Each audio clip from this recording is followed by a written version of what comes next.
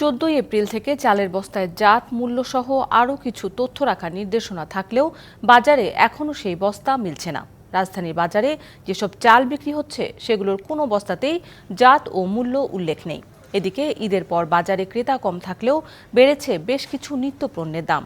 Broiler মুরগি কেজিতে 10 টাকা এবং পাকিস্তানি মুরগি বেড়েছে 30 টাকা। ব্রয়লার 210 টাকা, পাকিস্তানি মুরগি 360 টাকা কেজি দরে বিক্রি হচ্ছে।